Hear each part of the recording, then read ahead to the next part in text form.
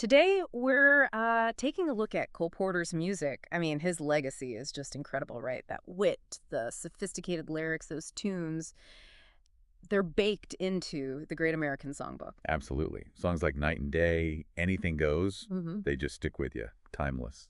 They really are. But, as time goes on, you start to wonder, what actually happens to these songs, legally speaking? When do they become, well, free for anyone to use? Mm-hmm. That's the journey we're diving into today. How do these amazing pieces of art eventually shake off their copyright protection? It's a fascinating area, really. Okay, let's unpack this. Our mission today, using our source material, is to explore how U.S. copyright works, specifically for music. We want to understand when and how a song enters the public domain, and then, apply that directly to Cole Porter's stuff. Yeah. We'll even give you pretty simple formula so you can figure out, for basically any Porter song, when it becomes yours to adapt, record, perform, whatever you want. And this really matters for anyone who cares about music or cultural history, right?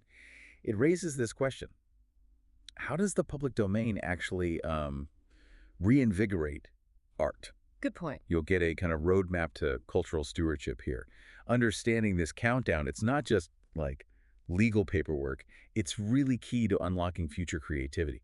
It's about how genius keeps living. That idea of reinvigoration is crucial. So, to get there, let's just quickly set the stage with the basics. The public domain. Most of you probably have a sense of it. That big open library of creativity. Exactly. But in legal terms, what does it mean? Think of it as this space where art is finally free. No royalties, no licenses, no need to ask permission. You can record it, rearrange it, quote it, adapt it. It's totally open. And the flip side of that is copyright. Right. That's the initial legal shield for creators, for their original workbooks, music, plays, you name it. It gives them exclusive rights. Exactly. The right to reproduce, distribute, perform, display, make new versions. And crucially, the right to license or sell those rights to others. Now, here's something our source pointed out that I found really interesting. You might think a song is just a song, right? Yeah, seems straightforward. But under copyright, there are actually two separate things for music. There's the musical composition, that's the tune, the harmony, the words. The blueprint, basically. Right. And then there's the sound recording, which is a specific recorded performance of that song. Ah, okay, so the song itself versus, say, Frank Sinatra's version of it. Precisely. So you could have a situation where the composition is in the public domain, but a very recent recording of it is still protected by its own copyright. It's a key distinction. And what's fascinating here, especially with someone like Porter, is how the rules about how long that protection lasts have changed over time in the U.S. Right. The laws weren't always the same. Not at all. And for the works we care about with Porter, remember, he died in 1964. The rules depend heavily on the publication date. Okay, so how does that break down?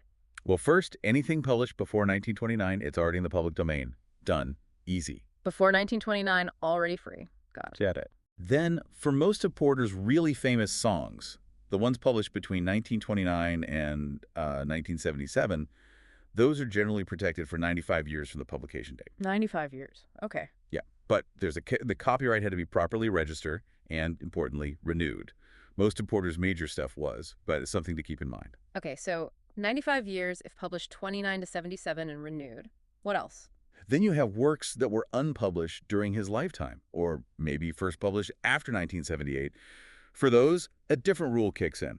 Protection lasts for the life of the author plus 70 years. Life plus 70. So for Porter, since he died in 64, that takes us out quite a ways. Exactly. That means those specific works are protected until 2035.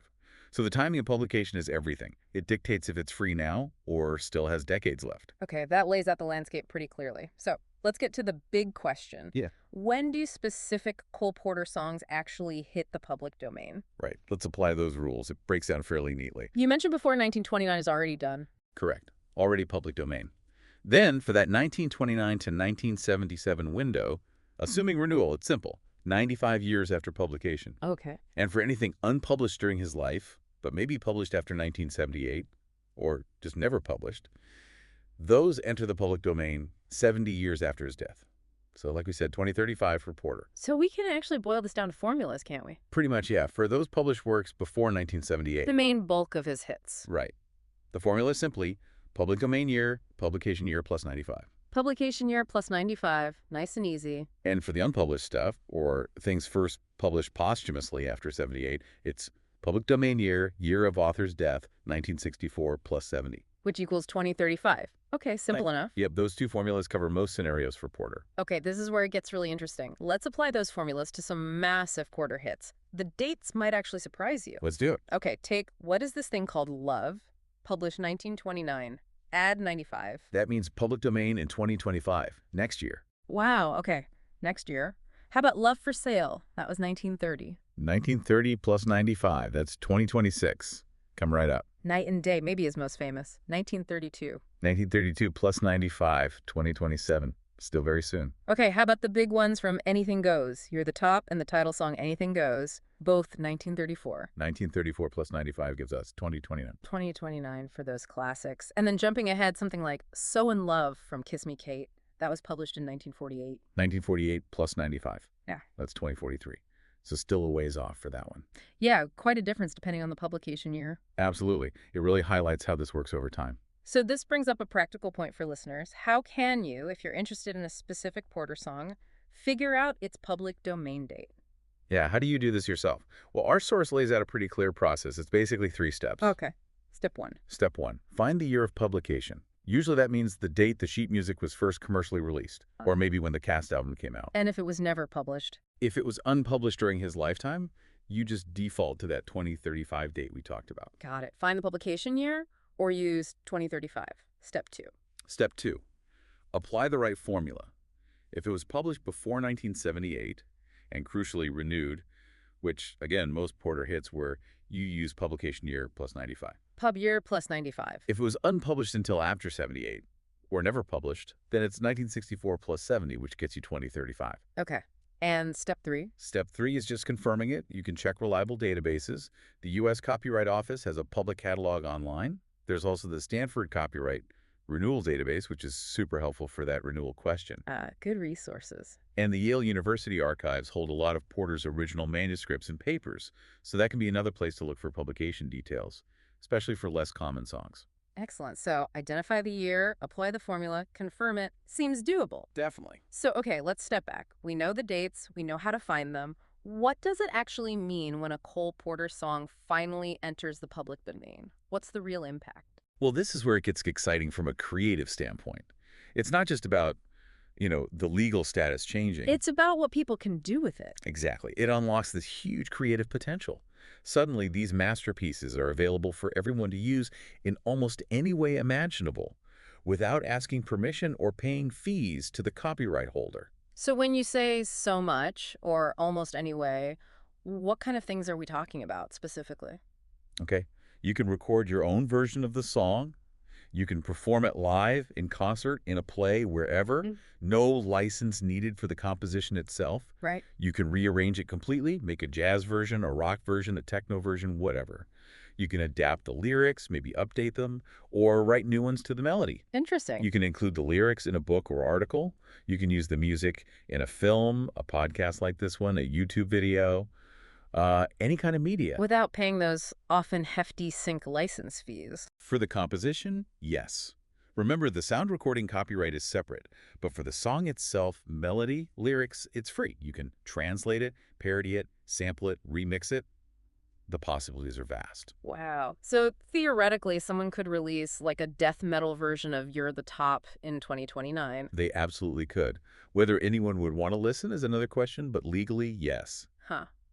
That really drives home the freedom involved. It's not just about preserving the past, it's about actively reshaping it. That's the core idea. This access reinvigorates our cultural heritage. Our source points out we've seen this happen time and again with works entering the public domain. Artists reimagine them, bring them to new audiences. And Porter's songs, which are already covered constantly. We're just primed for another renaissance. Think about it. Some of the most sophisticated, witty, and musically rich songs of the 20th century becoming completely free raw material. It's going to be fascinating to see what happens. Definitely. Now, you mentioned the timeline, and while big hits like Anything Goes or songs from Kissin' Me Kate are still a few years or decades away, Right. some of Porter's earliest work is actually already free or entering the public domain like right now. That's a really important point. Yeah. His early stuff gives us a glimpse into his development. And yes, some of it is already available. Like what? What's already out there? Well, his very first Broadway show, See America First from 1916. It was a flop, apparently. Ah, even Porter had flops. Oh, yeah, but it was his first big professional attempt. Those songs entered the public domain way back, before 2012 even, under older rules. Okay, what else? Hitchy Coo of 1919.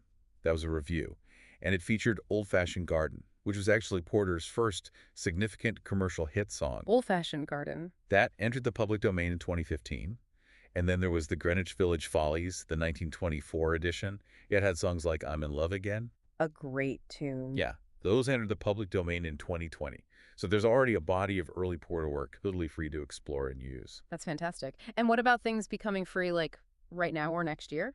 Okay, this is exciting. The New Yorkers, a show from 1930. Apparently quite sophisticated, maybe a bit risque for its time. Sound like Porter. Totally. It had the song Love for Sale, which was famously banned from radio airplay back then. Banned. Wow. Yeah. Well, that entire show, including Love for Sale, enters the public domain on January 1st, 2026. So the once banned song becomes totally free. There's some irony there. Isn't there? And even sooner, there are some really key early songs. We mentioned, what is this thing called Love from 1929? That's 2025. Next year. And hitting public domain this year, 2024, are two huge ones. Let's Do It, Let's Fall in Love from the show Paris 1928. A classic. And Let's Misbehave. That one was actually cut from Paris, but it became a hit on its own. Both 1928 publications, so both entering public domain right now in 2024. Let's Do It and Let's Misbehave are free now. That's amazing. It really is. And these early works, they're not just historical footnotes. They offer this incredible untapped opportunity. You can really see the seeds of his later genius in them.